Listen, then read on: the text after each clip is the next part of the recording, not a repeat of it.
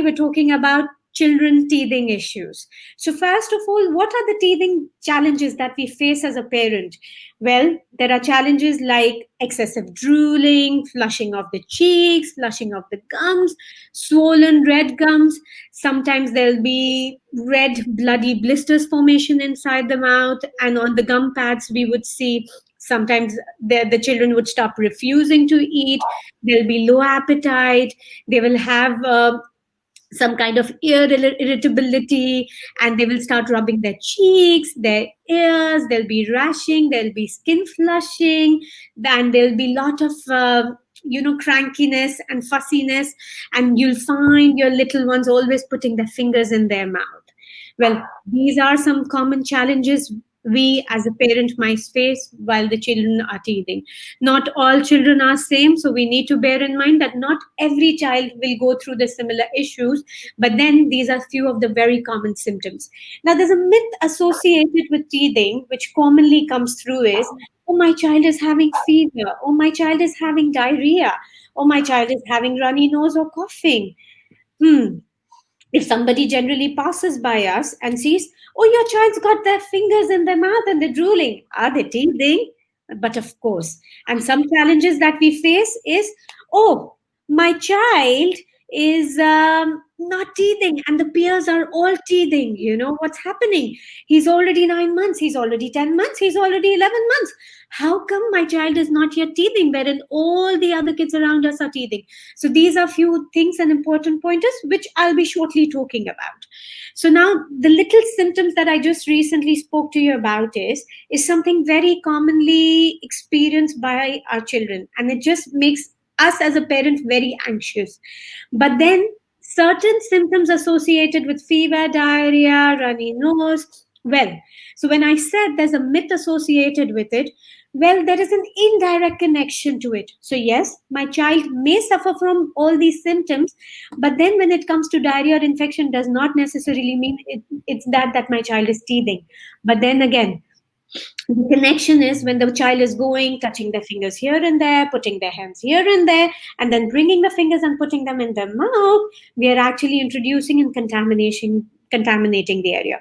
So the understanding here is that my gums are very sensitive. My gums are right now inflamed because as it is a lot of developmental processes going on inside our mouth. And what is happening? So with all that contamination that is happening through the toys, through the fingers, is causing that little inflammation and causing that kind of infection in the mouth, which indirectly leads to high fever, diarrhea, or any kinds of runny nose and stuff like that. Commonly, if the child is pulling their ears or scratching their ears while teething, it's very, very common that we may consider that as ear infection. But sometimes that's not true. It is actually the teething which is actually making our children go under that process. So that's a little broader aspect of what teething may cause to your child. And you may not need to panic. Just be calm, just be relaxed, understand these symptoms and take it as it comes. Secondly, and one more thing, a child can translate our emotions as a parent. So we need to understand the more calm and collected we are, it will be much easier for child to have little self-control and will be able to handle the problems much easily. Now, coming to the point is when you see the bulgy, sore gums, red swollen gums, or blood blisters, it's always nice to go visit your pediatric dentist because sometimes those swollen red eruption cysts on the gum pads are very, very challenging, and our children may be in a very high level of pain or discomfort. And visiting your pediatric dentist may bring in your solutions which may help relieve those kind of pains. Secondly, sleepless nights, which is again very, very common in children. And it's always nice to visit your pediatric dentist. Again, let's talk about the eruption patterns in teething. So again, as I mentioned earlier, that a lot of children start teething very early. So they start teething in the bracket of 4 months, and the teething may continue until the span of 24 months. Or it may be true for some kids up till 33 months. Now, there is a variation in the teething pattern between girls and boys as well. The girls may start teething earlier, or just on average, but may complete their teething much earlier than compared to the boys. And this is how the development and growth of a child, of a boy and a girl is. Well, saying that, what I was trying to say over here is that with the eruption patterns, you need to understand every child is an individual, every child is different, and it may vary from child to child. So today, the common question that I've been asked by the parents is, oh, how come my child is not teething? How come my friend's child is already teething? Wherein I'm doing everything that my friend is doing. That is true. But you need to bear in mind that that child has a different parent and you're a different parent. So, which means there is a different pattern of genetic inheritance. So, not every child is same. If my child is teething early, is because that's what my child has inherited from me or my husband. And similarly, if another child is teething late, that's how the genetic inheritance is. And that's something which we need to respect and try understanding versus comparing it with the respective peers. Okay, saying that, let's have a little quick review on the eruption pattern. So the kids may start teething as early as 4 or 6 months. So let's, by book, if we go, or an average, a child may start teething between 6 months to 12 months. And what we see as the first line of teething is, we see these two incisors erupting first.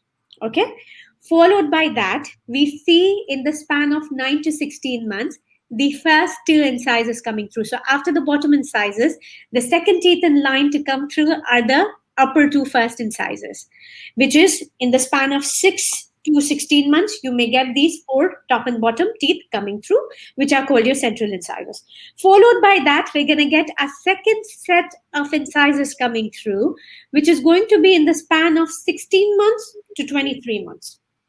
So in the span of 16 months in the span of 16 months to 19 months is when we're going to get another four incisors coming through. So by the time my child is 19 months on an average, I should be having 4 teeth on the top and 4 in the bottom. All right. Now, one thing we need to bear in mind. Now, once those 4 teeth have erupted, during the same time, my child might be teething and bulging at the back with my first molars. Yeah. All right. Thank you so much, Faith. I'll definitely help you with your question there in a bit once I'm done with the teething pattern. So, the bulging of the the bulging of the molars is when my gums are very, very swollen. Some children may teeth at intervals, and that's something smooth because they might have little teething happening, they may be irritable, then they go through a transition phase where there'll be a relaxation period and they may start teething again.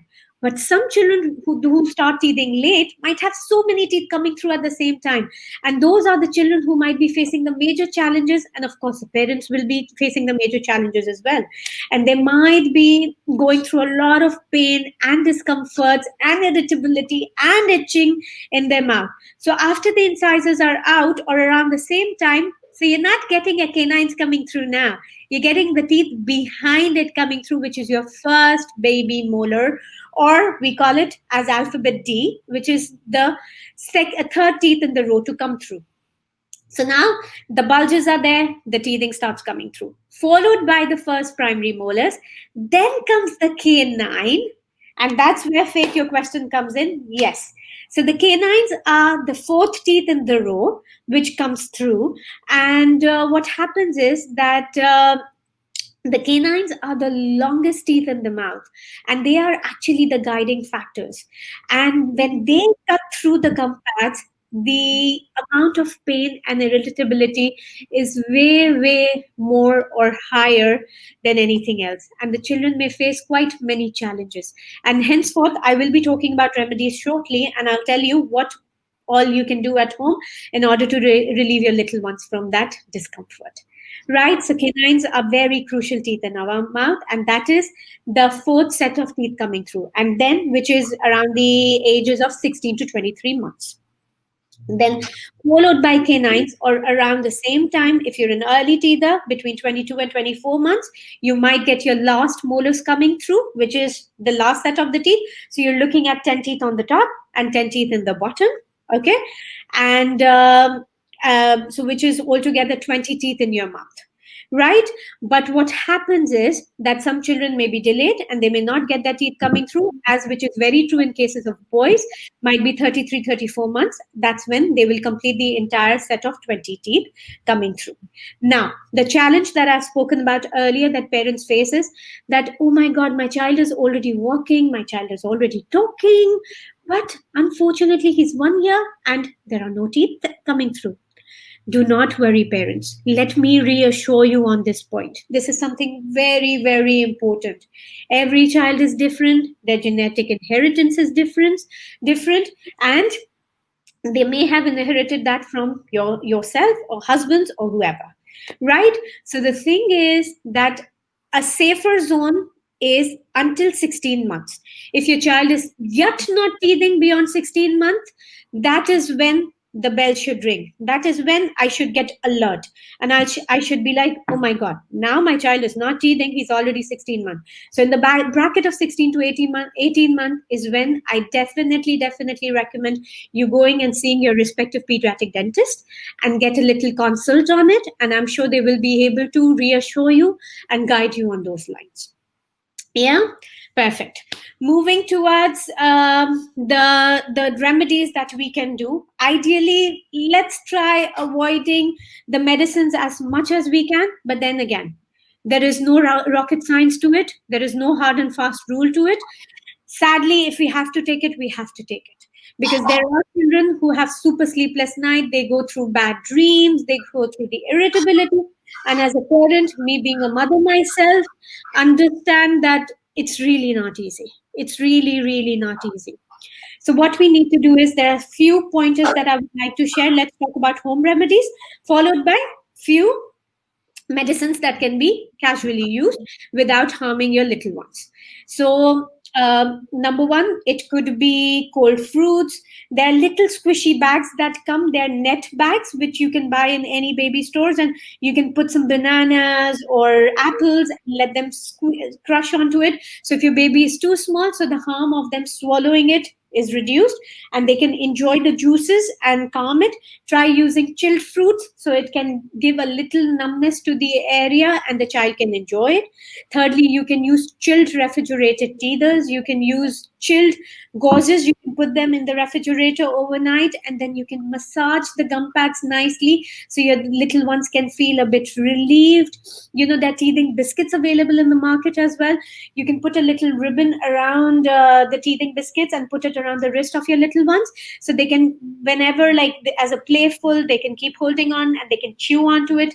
You can do chilled carrots, you can do breadsticks, and a lot of those kind of stuff. Another thing that you can do is, with especially with kids in early teethers, is mothers who are breastfeeding or mothers who are on formula milk. They can actually make ice popsicles out of the breast milk, or you can make ice lollies out of the formula milk, and the children can enjoy that in their mouth, because you know you're giving them the nutrition, the right set of balanced diet that they require, plus helping them with their teething issues. You can give them fruit lollies as well. You can make some fruit lollies. You can actually do a little salt and water paste and do a little massaging around their gums, because the gum pads are really thick and inflamed at that given point of time, and salt, being the antiseptic, will help relieving the inflammation naturally, and with the massaging you can actually thin out the area, and you can rub around. You can use finger brushes, the silicone finger brushes which are available in the market. You can use that. There are also a lot of amazing teething brushes available in the market, which the children can, again, you can put a ribbon around the area and put it in their hands, and whenever they want, they can hold on to it and they can rub around their gums and everything. Thirdly, if we talk about any medications that can be used, is, you know what, trial and tested, I will tell you something. Gripe water does amazing effect to the teething gums. I know it's used for flatulence and gas in kids, relieving it, but it also has a massive impact on the teething gums as well. So something used in the night, a gripe water would give a great relieving impact. Homeopathic teething granules, rubbing them around the gums also relieves the child, or leaving the granules on the tongue gives a great impact. And alongside, you've got your paracetamols available in the market, and which is something which could be your last resort. But then again, you know what, as I said, there's no rocket science to this. So if there is something that needs to be done, please go guilt free, completely guilt free, because you're your parents, you're not going to do nothing wrong for your child. Yeah. And whatever you do will be the best